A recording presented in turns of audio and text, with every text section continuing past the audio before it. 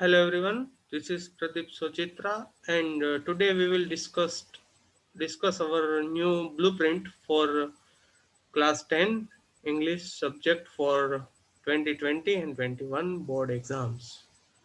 તો મિત્રો આજે આપણે ધોરણ 10 ના જે નવું પ્રશ્નપત્રનું પરિરૂપ સરકાર શ્રી દ્વારા જાહેર કરવામાં આવેલું છે તેમાં કયા પ્રકારના ફેરફારો કરવામાં આવ્યા છે જૂના બ્લુપ્રિન્ટ કરતા એ બાબતો વિશે ચર્ચા કરવાની છે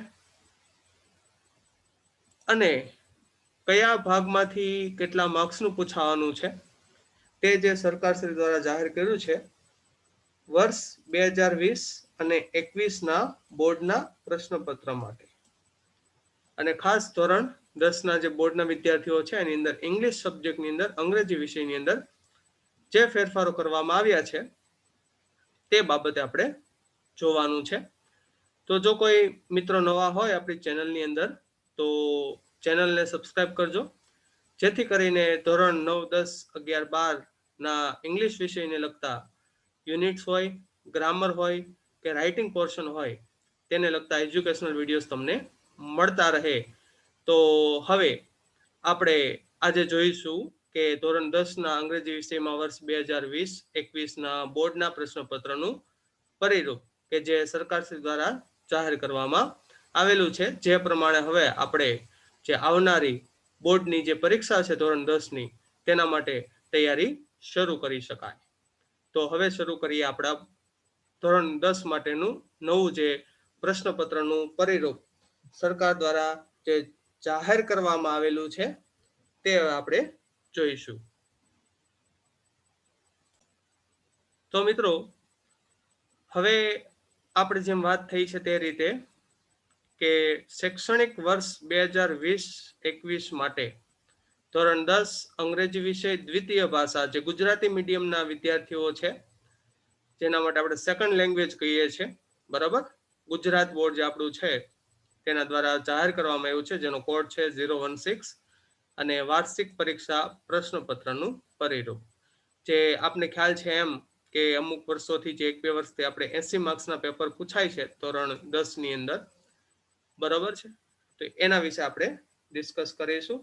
તો હવે આપણે આગળ વધીએ. આપણા પ્રશ્નપત્ર પરિરૂપની અંદર જે અમુક ફેરફારો કરવામાં આવ્યા છે અને અમુક પોર્શન છે એઝ ઇટ ઇઝ જેવો છે તેવો જ રાખવામાં આવેલો છે, તે બાબતે આપણે ચર્ચા કરીશું. તો હવે આપણું જે પેપર છે એની અંદર આપને ખ્યાલ છે તેમ કે 80 માર્ક્સમાં આપણે પેપર આવે છે જેની અંદર હેતુલક્ષી એટલે કે ઓબ્જેક્ટિવ જે હોય છે એ પ્રશ્નોની સંખ્યા 21 એટલે કે 21 છે અને તેનો ગુણભાર છે એ 24 છે એટલે કે 24 માર્ક્સ છે. એવી રીતે જે વેરી શોર્ટ આન્સર કહી શકાય, અતિ ટૂંક જવાબી પ્રશ્નો, બરાબર, જેના પ્રમાણ એક જ છે અને તે 3 માર્ક્સમાં છે અને શોર્ટ આન્સર જેને લખવાનો હોય છે ક્વેશ્ચન 32 છે અને ગુણભાર એનો 34 નો છે અને જે લોંગ આન્સર લખવાના હોય છે લાંબા પ્રશ્નો હોય છે, બરાબર, તે પ્રશ્નોની સંખ્યા 3 છે જે 13 માર્ક્સનું છે અને બીજા જે લાંબા પ્રશ્નો લોંગ આન્સર છે તે પ્રશ્નોની સંખ્યા 1 છે અને ગુણભાર છે 6 માર્ક્સ, 6 માર્ક્સ છે. આવી રીતે ટોટલ આપણે 80 માર્ક્સનું પેપર થતું હોય છે.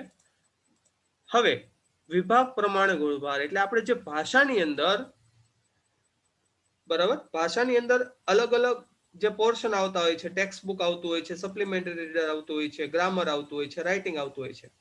તો જે આપણી ટેક્સ્ટ બુક છે, આપણી ચોપડી છે, જેની અંદર ટેક્સ્ટ બુકમાં આપણે જે 1 to 6 યુનિટ કહેવામાં આવ્યા છે અને પોએમ છે, ફર્સ્ટ 2 પોએમ, પહેલી 2 પોએમ. તો ટેક્સ્ટ બુક અને પોએમ થઈને આપણે કુલ 23 માર્ક્સનું પ્રિપેરેશન કરવાની છે, 23 માર્ક્સની પ્રિપેરેશન કરવાની છે. પછી જે સપ્લિમેન્ટરી રીડર છે આપણું એસઆર જેને કહીએ છીએ બ્લેક બક, તેમાંથી આપણે 8 માર્ક્સનું પૂછવામાં આવશે. અનસીન જે પોર્શન છે, અનસીન જે આપણે કોઈને ખ્યાલ હોતો નથી, જેના વિશે આપણે ડિસ્કસ કરીશું આ આગળના પેપરની અંદર, તે અનસીન છે 9 માર્ક્સમાં પૂછાવાનું છે. અને આપણા ગ્રામરનો જે એક ભાગ છે, મેઇન પોર્શન કહી શકાય, ફંક્શન અને ગ્રામરની અંદર જે એક્ટિવ પેસિવ છે, ડાયરેક્ટ ઇનડાયરેક્ટ છે, કન્જક્શન છે, બરાબર, તે પૂછાવાના છે આપણે 24 માર્ક્સ માટે. એટલે ટોટલ જે ગ્રામર છે આપણે 24 માર્ક્સનું છે અને રાઇટિંગ પોર્શન જેમાં આપણે ઈમેલ પૂછાય છે, પિક્ચર ડિસ્ક્રિપ્શન પૂછાય, રિપોર્ટ છે, પેરેગ્રાફ રાઇટિંગ છે, એ આપણે ટોટલ પૂછવાનું છે 16 માર્ક્સ માટે. એટલે જે આપણી તૈયારીના ભાગરૂપે એ બાબત ખાસ આપણે ધ્યાન હોવી જોઈએ કે ક્યાંથી આપણે વધારે ને વધારે માર્ક્સ કવર કરી શકીએ છીએ. બરાબર, જેમાં આપણે મેઇન ટેક્સ્ટ છે તો 23 માર્ક્સનું પૂછાય છે, સપ્લિમેન્ટરી રીડરમાં 8 માર્ક્સ છે, અનસીનમાં 9 માર્ક્સ છે, રાઇટિંગ પોર્શનમાં 16 માર્ક્સ છે, અને પછી જે આપણે ગ્રામર પોર્શન લાસ્ટમાં રાખવો જોઈએ જે 24 માર્ક્સનો છે. બરાબર, તો આ રીતે આપણે આપણી પ્રિપેરેશન પ્રમાણે અલગ અલગ ભાગ પ્રમાણે આપણે તૈયારી કરી શકીએ કે જ્યાંથી આપણે વધારે ને વધારે માર્ક્સ કવર કરી શકતા હોઈએ.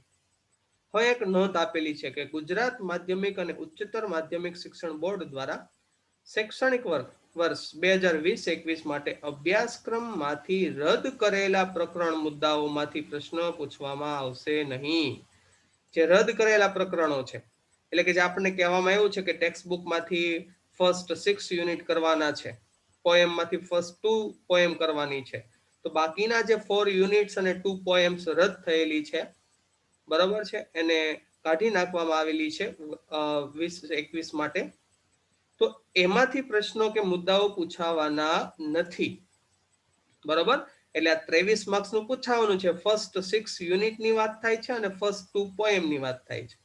એવી રીતે સપ્લિમેન્ટરીમાંથી જે અમુક યુનિટો બાદ કરી દેવામાં આવ્યા છે તો એમાંથી કંઈ પૂછાવાનું નથી. બરાબર, એટલે અહીંયા સૂચના આપી દીધી છે કે રદ કરેલા પ્રકરણો મુદ્દાઓમાંથી પૂછવામાં આવશે નહીં, એટલે આપણે એ બાબતે તૈયારી કરવાની નથી.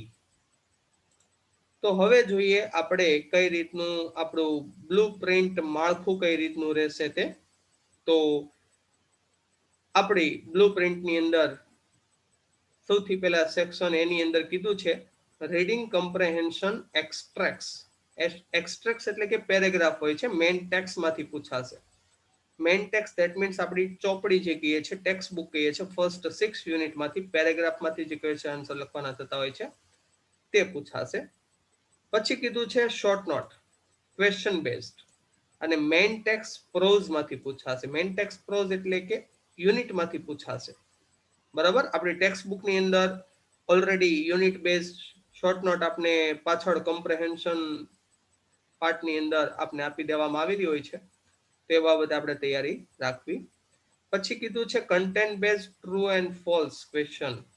મેઇન ટેક્સ્ટ પ્રોઝ એટલે કે ટેક્સ્ટ બુકમાંથી, ટેક્સ્ટ બુકના જે યુનિટ છે એમાંથી પૂછવામાં આવશે. એટલે કે આખો સેક્શન એ છે આપણે 1 to 6 યુનિટમાંથી છે, જેની અંદર આપણે પેરેગ્રાફ બેઝડ જે ક્વેશ્ચન આન્સર લખતા હોઈએ તે છે 10 માર્ક્સ માટે. શોર્ટ નોટ છે જે આપણે 2 આપવામાં આવેલી હશે, 2 માંથી 1 લખવાની છે જે 3 માર્ક્સ છે. અને ટ્રુ એન્ડ ફોલ્સ છે જે પણ ટેક્સ્ટ પેજ હશે એટલે કે ટેક્સ્ટ બુકના જે યુનિટ્સ પર આધારિત હશે એ 4 માર્ક્સમાં છે. તો આ હતો આપણો સેક્શન એ. હવે વાત કરીએ તો તેની અંદર સેક્શન બી ની અંદર રીડિંગ કમ્પ્રેહેન્શન માંથી છે, એટલે કે ટેક્સ્ટ બુકમાંથી નથી, અથવા તો ટેક્સ્ટ બુકના એક પોએમ ભાગ છે. બાકી આપણે જે અનસીન કહેવાય અથવા તો જે આપણે સપ્લિમેન્ટરી રીડર કહીએ છીએ, અહીંયા કહેવામાં જ આવ્યું છે કે આ સપ્લિમેન્ટરી રીડર છે, નોન વર્બલ છે અને અનસીન ડાયલોગ ઓર ઇન્ટરવ્યુ છે.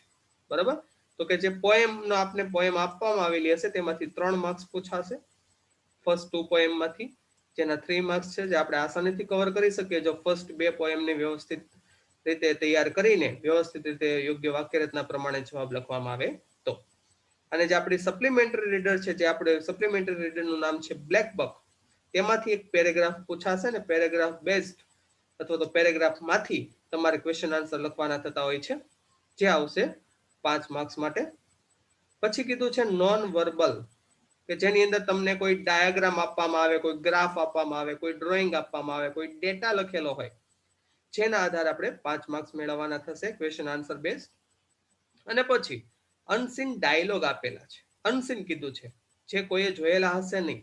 આપણે ક્વેશ્ચન પેપર સામે આવશે ત્યારે આપણે ખબર પડશે કે કયા ડાયલોગ, કે ડાયલોગ એટલે કે વાતચીત પૂછાણી છે, અથવા તો કોઈનું ઇન્ટરવ્યુ મૂકવામાં આવ્યું છે, જે આપણે જેના આધારે આપણે 4 માર્ક્સ કવર કરવાના થતા હોય છે.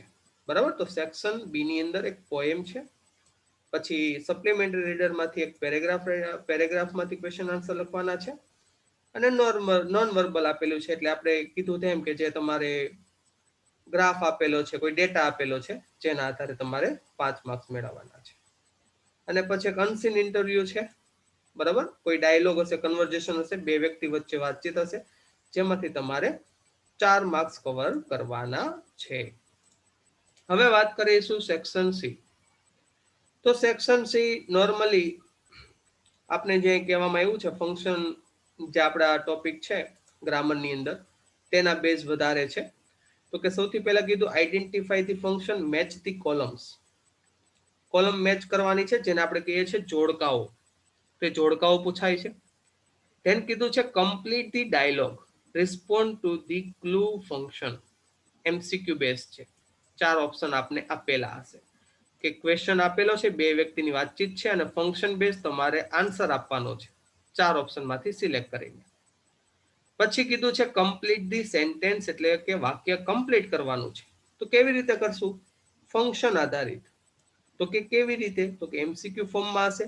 હવે અહીંયા એક ચેન્જ આવ્યો છે તમારે, બરાબર.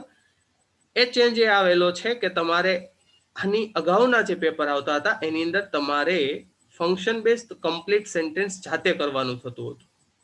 પણ હવે જ્યાં કોરોના મહામારીને કારણે જે થોડીક રાહત આપવામાં આવી છે વિદ્યાર્થીઓને, તેના આધારે આ ફંક્શનની અંદર તમને એમસીક્યુ ફોર્મ આપી દીધા છે. એટલે આ જે 3 ટોપિક છે, જે ટોટલ 9 માર્ક્સ થાય છે, એ 9 માર્ક્સ ઓનલી ફંક્શન બેઝડ છે, ફંક્શન પર આધારિત છે.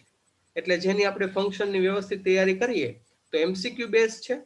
અને આની અંદર એમસીક્યુ તો નહીં પણ જોડકા હશે. તેનો મતલબ એવો કે આપણી સામે ઓપ્શન આપેલા હશે. તો જોવા જઈએ તો એ બી આપણી નજર સામે જ હશે. તો જો વ્યવસ્થિત તૈયારી કરવામાં આવે તો 9 માંથી 9 માર્ક્સ આપણે આની અંદર આસાનીથી કવર કરી શકીએ છીએ, બરાબર.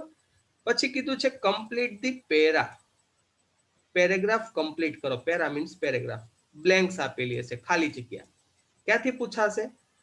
Main text. Main text that means આપણી ટેક્સ્ટ બુકમાં જે યુનિટ છે 1 to 6 યુનિટ, તેમાંથી એક પેરેગ્રાફ હશે અને એમાં તમને બ્લેન્ક્સ એટલે કે ખાલી જગ્યા આપેલી હશે. કઈ રીતનું હશે હમણાં આપણે જોવાના જ છે, પ્રશ્નપત્ર કઈ રીતનું પૂછાશે તે, બરાબર. જે 3 માર્ક્સ છે. પછી કીધું ફાઇન્ડિંગ ધી નિયરેસ્ટ મિનિંગ. અહીંયા તમને SR કહી દેવામાં આવ્યું છે, એટલે કે સપ્લિમેન્ટરી રીડરમાંથી હશે, યાદ રાખજો. આ જે નિયરેસ્ટ મિનિંગ એટલે જે સમાનાર્થી શબ્દ કહી શકાય. આપણી સામે 4 ઓપ્શન પણ હશે. તો કે તૈયારી ક્યાંથી કરવી? તો કે તૈયારી કરવાની સપ્લિમેન્ટરી રીડર, જેને આપણે કહીએ છીએ બ્લેક બક, તેમાંથી તૈયારી કરવાની છે. નિયરેસ્ટ મિનિંગની એટલે કે સમાનાર્થી શબ્દોની કેટલા માર્ક્સમાં પૂછાય છે? 3 માર્ક્સમાં પૂછાય છે, બરાબર. તો આ થયો આપણો સેક્શન સી, કે જેની અંદર 3 છે ફંક્શન બેઝ છે, આસાનીથી કવર થઈ શકે તેમ છે, એમસીક્યુ બેઝ છે, અને આની અંદર જોડકા આપેલા છે. પછી મેઇન ટેક્સ્ટમાંથી એક પેરેગ્રાફ હશે.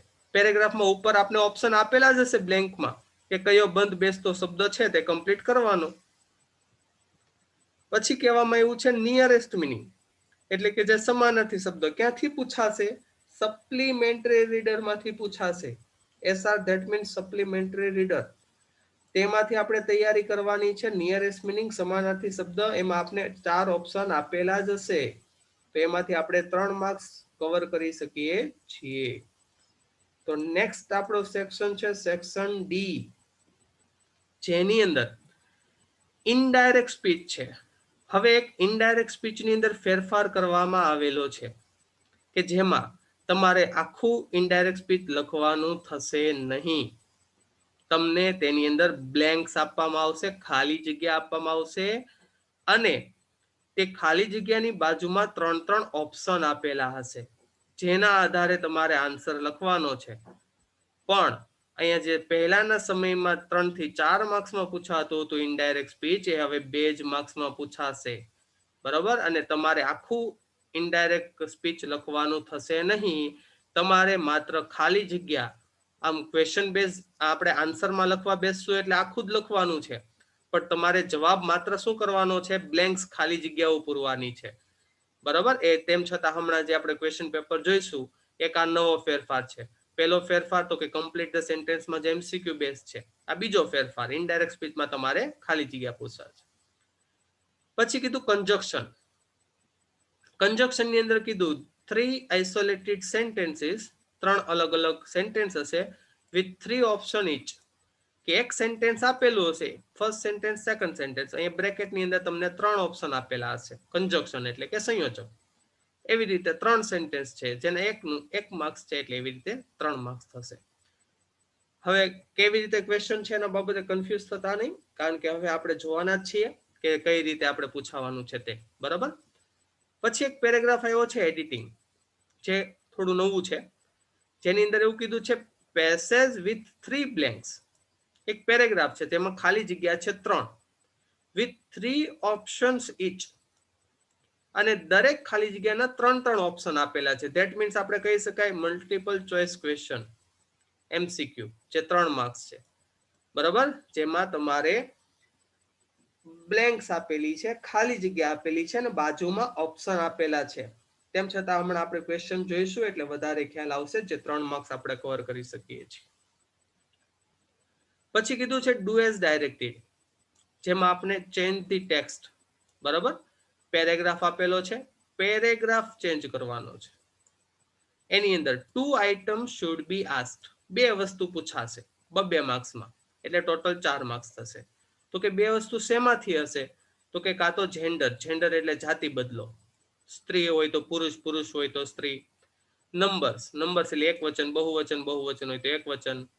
ટેન્સીસ એટલે કાળમાં ફેરફાર, સાદો વર્તમાન હોય તો સાદો ભૂતકાળ કહેવામાં આવે, સાદો ભૂતકાળ હોય તો ભવિષ્ય કહેવામાં આવે, અથવા તો voice, that means active voice અથવા તો પેસિવ વોઇસ. એ જેમ જૂની રીતે જ છે, એમાં કોઈ ચેન્જીસ વધારે કરવામાં આવેલા નથી. નેક્સ્ટ કીધું છે select the questions, multiple choice question. Select the question એટલે કે તમને એક સેન્ટેન્સ આપેલો હશે, અંડરલાઈન કરેલો વર્ડ હશે, બરાબર, જેના આધારે તમને 4 ઓપ્શન આપેલા હશે, અને 4 ઓપ્શનમાંથી તમારે સિલેક્ટ કરવાનું છે, જે 3 માર્ક્સમાં આપણે પૂછાશે. તો આ તો આપણું સેક્શન ડી. તો સેક્શન સી અને ડી મોસ્ટલી તમારે ગ્રામર બેઝડ છે.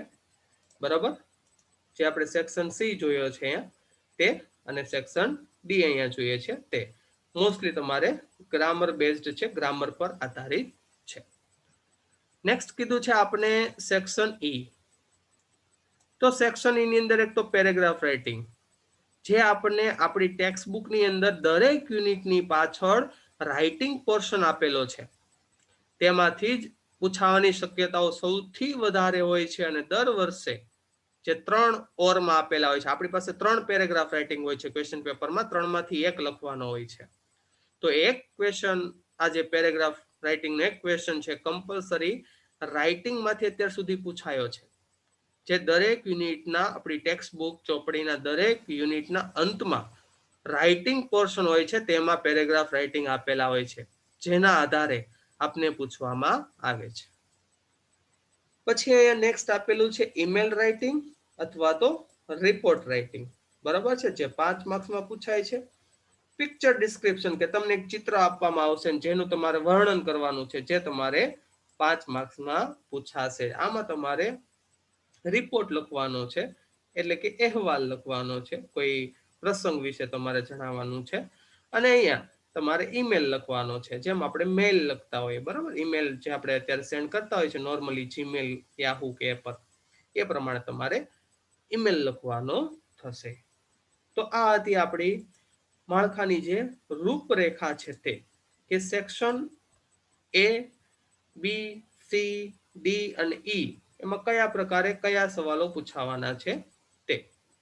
હવે અહીંયા તમને એક સેમ્પલ પેપર આપેલું છે, જેથી કરીને અહીંયા તમને એક સેમ્પલ પેપર આપ્યું છે, અહીંયા લખેલું છે સેમ્પલ પેપર 2020-21, 2020-21 માટેનું સેમ્પલ પેપર છે, કે જેથી કરીને આપને ખ્યાલ આવે કે ઉપરની જે બ્લુપ્રિન્ટમાં ડિસ્કસ કરવામાં આવેલું છે તેમાં કયા પ્રકારના સવાલો પૂછાશે. કે ચાલો બ્લુપ્રિન્ટ પરથી કદાચ આ પરથી ખ્યાલ ન આવે કઈ રીતે પૂછે છે, તો આપણે એ સેમ્પલ ક્વેશ્ચન પરથી આપણે જાણી શકીએ છીએ. તો એની અંદર આપણે ખ્યાલ છે તેમ કે 3 કલાકનો સમય હોય છે, અને આપણું જે માર્ક્સ છે એ 80 માર્ક્સમાં પૂછાતું હોય છે. બરાબર છે, તો કે જોઈએ એની અંદર આપણને સેક્શન એની અંદર જે વાત થયેલી આપણે બ્લુપ્રિન્ટની અંદર, કે ફર્સ્ટ 10 ક્વેશ્ચન છે જે 10 માર્ક્સ છે, એ 10 question paragraph based question answer છે. બરાબર છે, 1 થી 10.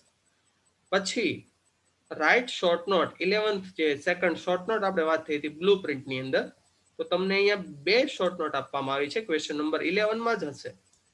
એ 2 શોર્ટ નોટમાંથી ઓરમાં કીધી છે, ધેટ મીન્સ 2 માંથી 1 લખવાનું છે. અને મેં તમને કીધું આ શોર્ટ નોટ તમને ટેક્સ્ટ બુકમાં આપેલી જ છે, એ શોર્ટ નોટ પ્રમાણે જ પૂછાવાની શક્યતાઓ સૌથી વધારે હોય છે. એટલા માટે તેની તૈયારીમાં આપણે રહેવું. તો એ 3 માર્ક્સમાં પૂછાય છે આપણે, બરાબર. પછી તો કે શોર્ટ નોટ પછી આપણે વાત થયેલી બ્લુ પ્રિન્ટની અંદર ટ્રુ ઓર ફોલ્સની. તો અહીંયા આપણે ટ્રુ ફોલ્સ પૂછાય છે, કેટલા માર્ક્સમાં છે? 4 માર્ક્સમાં છે.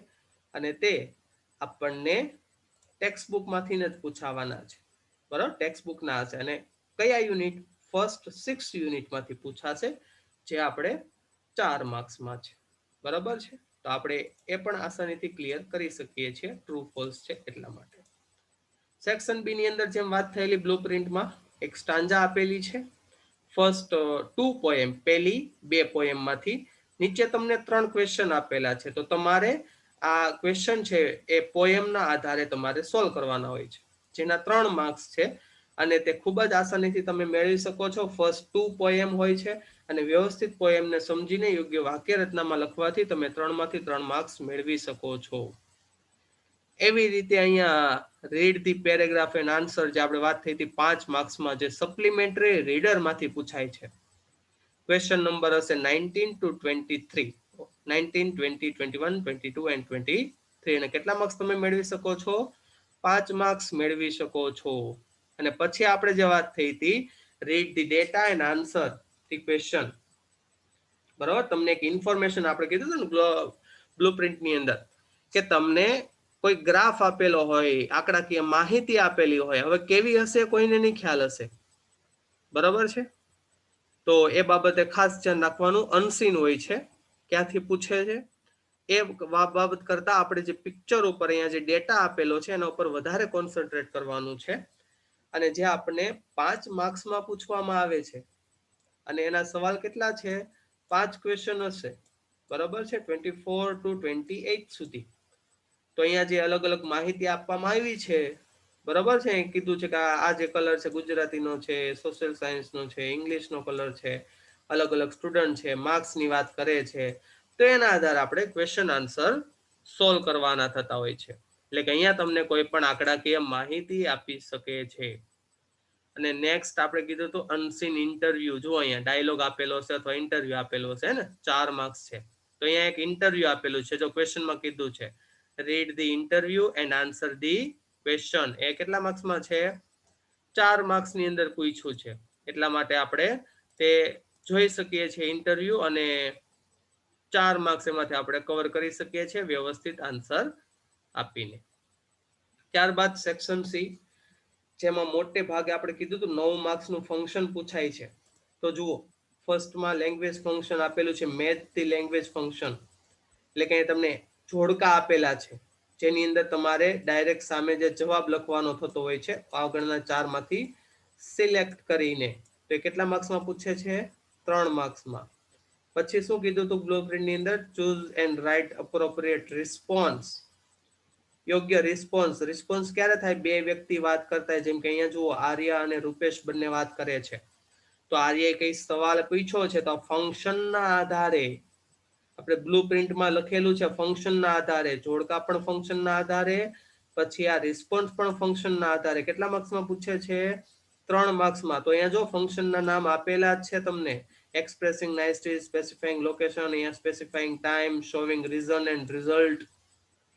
તો આ ફંક્શનના આધારે તમે તેના જવાબ લખી શકો છો, અને સાથે આપને એમસીક્યુ ફોર્મેટ આપેલા છે, બરાબર.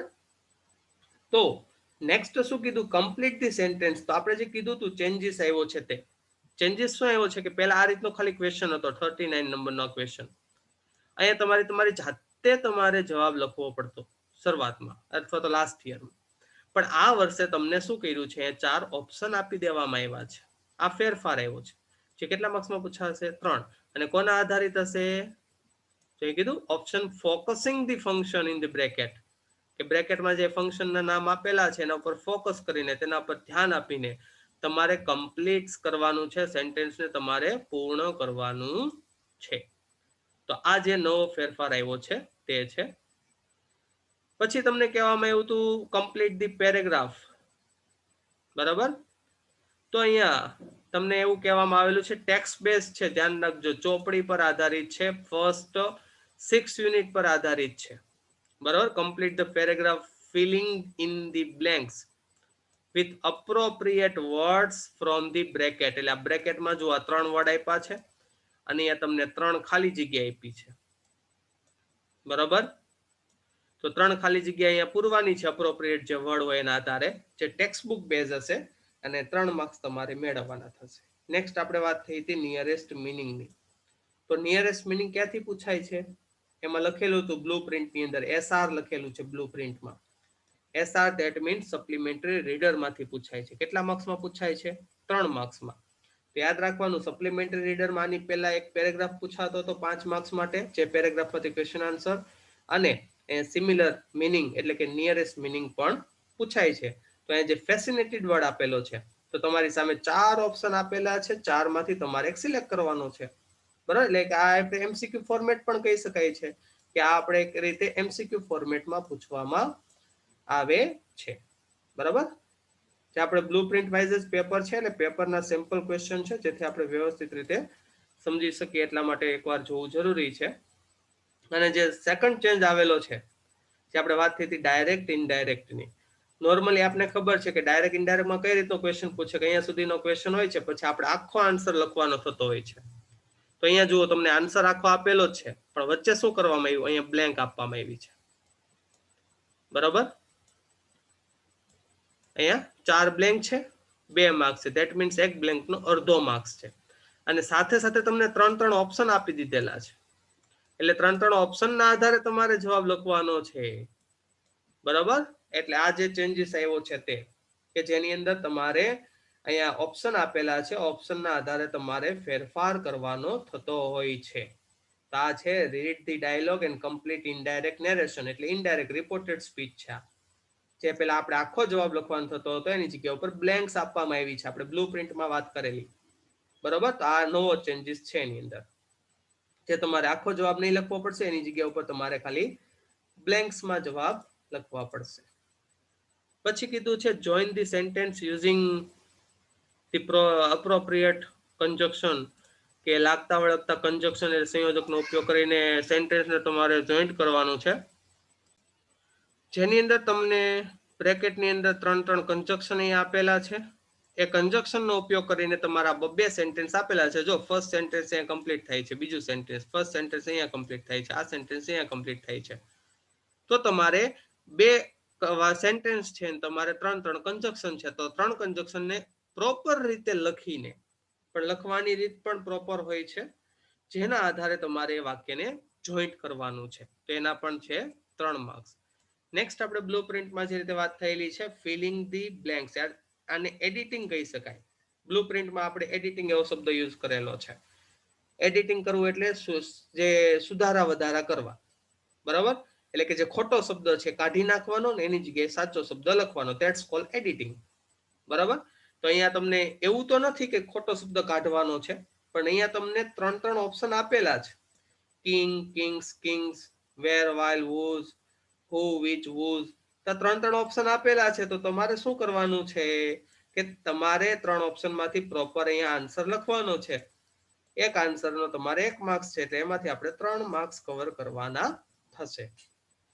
નેક્સ્ટ કીધું છે ડુ એઝ ડાયરેક્ટેડ, જે હમણાં આપણે પેરેગ્રાફ બ્લુ પ્રિન્ટની અંદર જોયેલું, 2 પેરેગ્રાફ હશે 2 માર્ક્સના, જે આપણે જેન્ડરમાંથી, બરાબર, જેન્ડરમાંથી, નંબર્સ એટલે એકવચન બહુવચનમાંથી, ટેન્સમાંથી, અથવા તો વોઇસ એટલે કે એક્ટિવ પેસિવમાંથી પૂછી શકે છે. આપણે બ્લુ પ્રિન્ટમાં ડિસ્કસ થયેલું છે.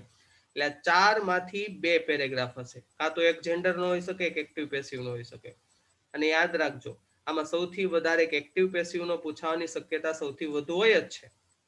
તો એક એક્ટિવ પેસિવનો હોય જ છે મોટે ભાગે, તો બાકીના 3 માંથી એક હોઈ શકે છે, બરાબર. એટલે આપણે એક્ટિવ પેસિવની તૈયારી થોડી વધારે કરવી પડે, કારણ કે એની પૂછવાની શક્યતા વધારે રહેલી જ હોય છે. એટલા માટે જે આપણે 4 માર્ક્સમાં પૂછાય છે, જેમાં એક પેરેગ્રાફ સોલ્વ કરશું, જેનો 2 માર્ક્સ છે, અને બીજો પેરેગ્રાફ સોલ્વ કરશો એનો બીજો માર્ક્સ છે, બીજા 2 માર્ક્સ છે. બરાબર? તો બ્લુપ્રિન્ટ વાઇઝ જ જાય છે, પણ એ આપણે જે સેમ્પલ ક્વેશ્ચન આપેલા છે જેના આધારે આપણે વધારે ખ્યાલ આવે. પછી કીધું છે select the question. Question select કરો.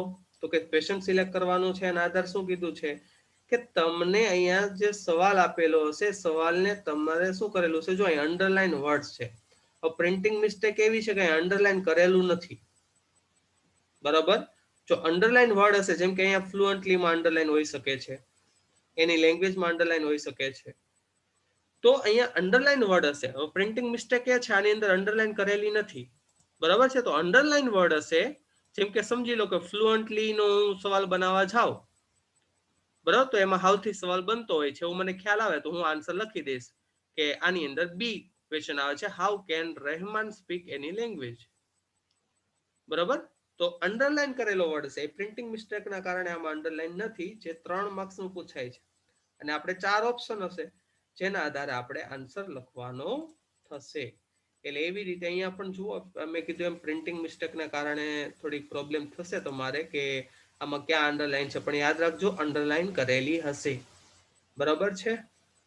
જેમ કે આમાં ક્રિયાપદ તરીકે જોઈન્ડમાં અંડરલાઈન હોઈ શકે છે.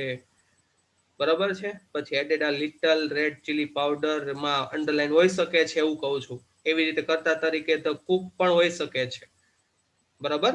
તો એ રીતે અંડરલાઈન આમાં પ્રિન્ટિંગ મિસ્ટેકના કારણે આવેલી નથી, પણ અંડરલાઈન તમને આપેલી હશે. તો અંડરલાઈનના આધારે કયો ક્વેશ્ચન બને છે એ રીતના આપણે 3 ક્વેશ્ચન પૂછશે, જેમાં આપણા 3 માર્ક્સ બનશે. પછી સેક્શન એની અંદર આપણે જેમ બ્લુપ્રિન્ટમાં વાત થયેલી છે, પેરેગ્રાફ રાઇટિંગ જે અરાઉન્ડ 125 વર્ડ્સમાં લખવાનું હોય છે, જેના આપણા 6 માર્ક્સ છે. તો અહીંયા જુઓ, અહીંયા 1, 2 and 3 3 પેરેગ્રાફ રાઇટિંગ છે.